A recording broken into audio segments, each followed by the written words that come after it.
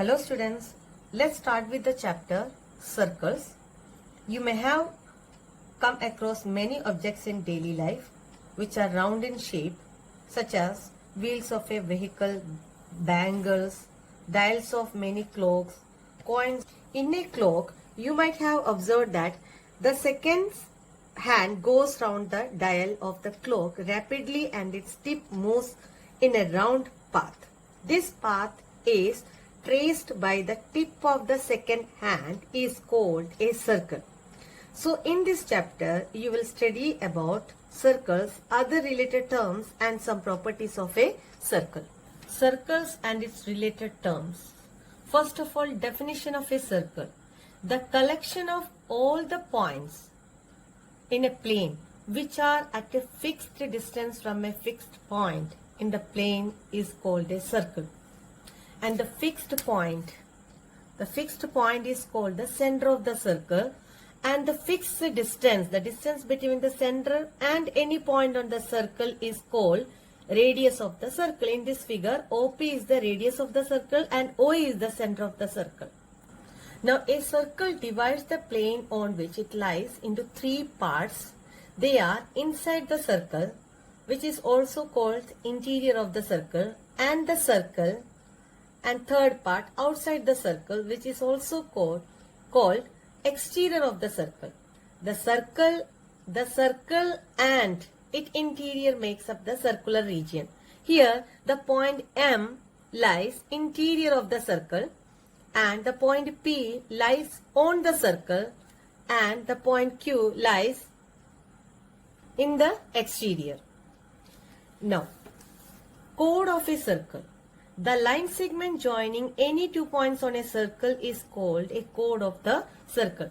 If we have taken 2 points on the circle P and Q, and if we join these points, we will get a line segment PQ, then PQ is called the chord of a circle.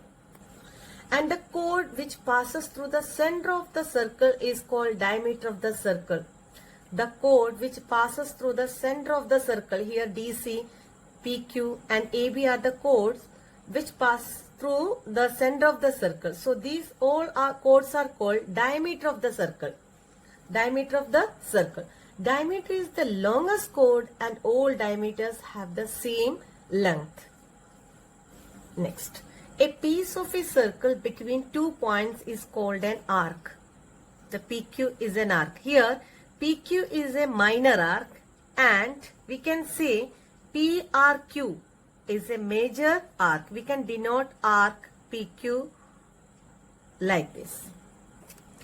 Now the length of the complete circle is called its circumference. The length of the complete circle is called its circumference. Now the region between a chord and either of its arcs is called a segment. A chord and its arc. This is minor segment, smaller one is called minor segment and bigger one is called major segment. The region between the chord and either of its arcs. Next, the region between an arc and two radii joining the center to the end points of the arc is called sector. Here this is minor sector and this is major sector. When two arcs are equal, that is each is a semicircle, then both segments and both sectors becomes the same and each is known as semicircular region. Let's solve some questions. First one, the center of a circle lies in dash of the circle. You have to write exterior or interior. You know, center of the circle lies in interior of the circle. So you have to write interior here. Second, a point whose distance from the center of a circle is greater than its radius lies in dash of the circle. If a point whose distance from the center of the circle is equal to the radius, then that point will lie on the circle. Now, if it is greater than that, that is that of radius, then it will lie in the exterior region. So the answer is exterior.